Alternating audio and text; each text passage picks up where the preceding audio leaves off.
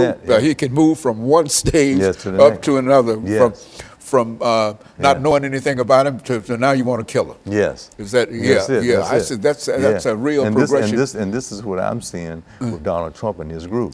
See, I don't think anything is wrong with Donald Trump. I think he knows that that group is out there, and then when he says that, his polls keep going up and up. So he started using that language over and over again. Make that as a point. That's a point. That's a good point. Yeah. Okay.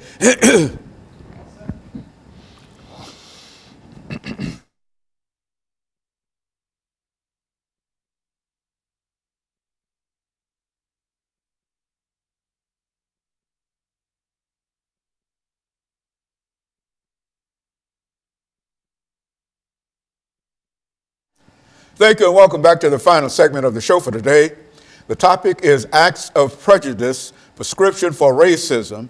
And we have with us to talk about Acts of Prejudice and the Prescription for Racism, Dr. EKSanford from Tennessee State University.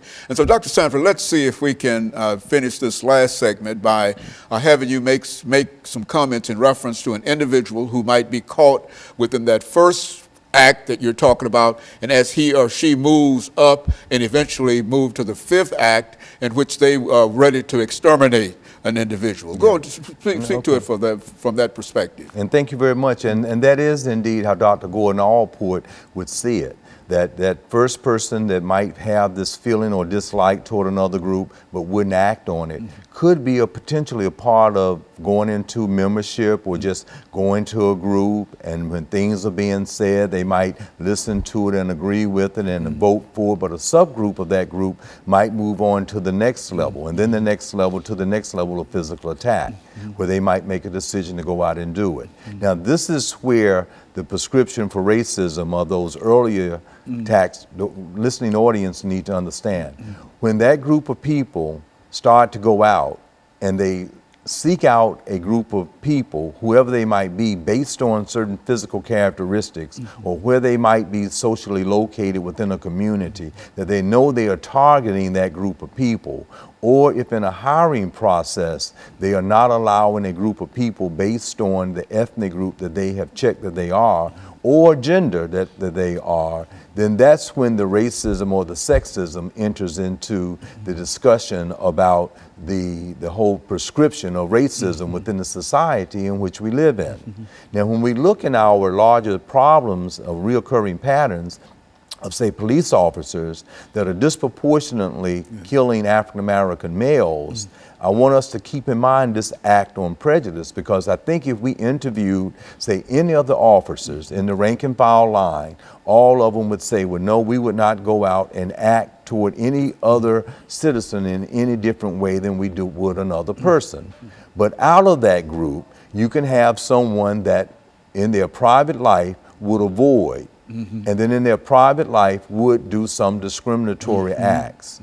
And this becomes a part of their subconscious, looking at the social psychology of it. And when they are out in the force, and then when they are out to stop someone, that individual may not be doing anything that is being degrading or not following the rules. Or even if they were not following the rules and you have to shoot them, do you have to shoot to kill, or could you shoot in the leg and they fall down and then they couldn't do anything? But is there something in that physical attack that emerges from how some of the preceding acts of prejudice may have been in the environment as you grew up that might cause you then to shoot to kill, or after you're down to continue to shoot 15 additional times? And so in a real sense, if you've got a group, hypothetically, of 20 people, and as they move from one stage to another, you might have only, 15 move up to that second stage, and then 10 to that third stage, and 5 to that fourth stage. And that fifth stage, in which there is an idea of extermination, you have only 1 or 2 out of those 20, but all might be considered to be what? Prejudice, but they've moved from one stage to another stage. Yeah, that's absolutely right. And now, as we are seeing this radicalization of other groups that are probably experiencing within the society or system in which we live in, some of those acts of the lesser stage of prejudice, they may then start thinking how can I get back at that by this physical attack?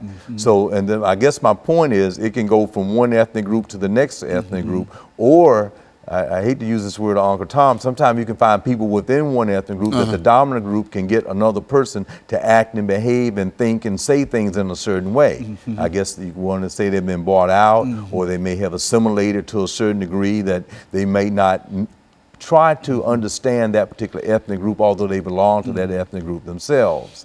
However, going back to this issue of the problem that we are seeing in our society today, many people that might be the victims of it are now turning that into another type of act on prejudice and physically attacking. So I hate to date it, but as we have this conversation, there have been many types of attacks that have occurred in America and throughout the other country, and some people in their minds may be acting this thing out in a more physical, or to the point of exterminating another group of people, or the idea that another, even entire society, they could, regardless of who is in the building, if they are just called American, they want to get rid of them. So that's an extermination, an act on prejudice as well.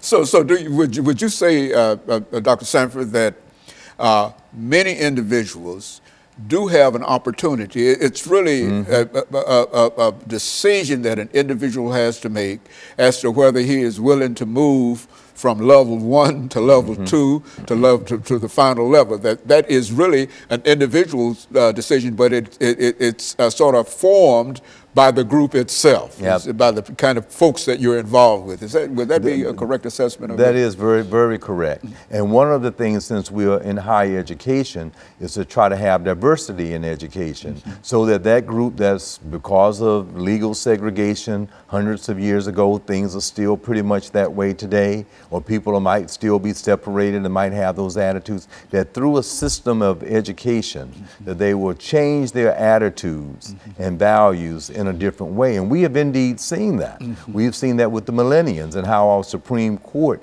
now allows this discrimination that was going toward gay brothers, lesbians, sisters of being married. Now they changed that law because there was a change in people's attitudes that were born in the 80s and the 90s. And so the same thing with the civil rights movement, when there was an act of prejudice, of discrimination, as well as physical attack, with a social movement that went on and on, laws were changed. And now supposedly there are improvements to the point that we have a first African-American president, two-term president. So we see change with the whole infusion, but you have to understand that those things are there. And this places someone in a high authority level to have to understand that much of the anti-locution is still very present, that first level within our society, of people just feeling in a very prejudiced way.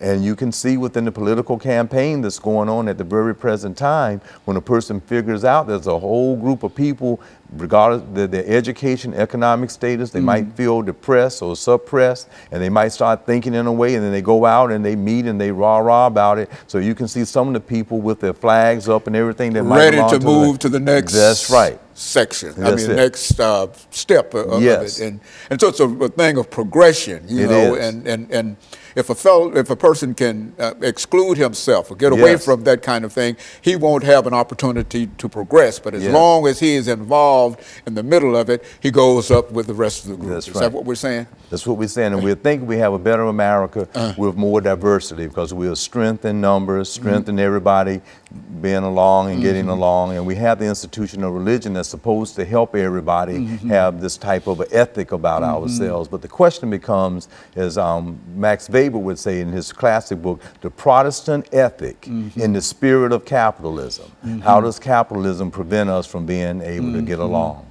And so in a real sense, diversity is the most important element in terms of bringing people together, and more diversified a group is, then the less likely they are to be able to move from, they might move from level 1 to level 2, but if there's quite a bit of diversity, they're not going to go up to level 5. That's right. And intellectual diversity. You can live in another area, but intellectually you have to understand about the culture of other people, and then that would let you have a different level of respect respect, that you will not move into wanting to be discriminatory because intellectual. That's why we want in schools to have a diversified curriculum from kindergarten all the way through the 12th grade and through undergrad. So if you lived in an isolated area, you still have some intellectual awareness about diversity. And Dr. Sanford, we're getting ready to end this show for today, but let me thank you for bringing that excellent information, because I think that it sort of demonstrates some of the things that we see. The more people become involved with discrimination, the more they are likely to not have any problems with discrimination. But if they become involved with diversity, they're going to become more diversified. You see, and I think that's good information, and I appreciate it. And I thank you. And let me encourage our audience to tune in again next week for another informative edition of Comments. Thank you and good morning.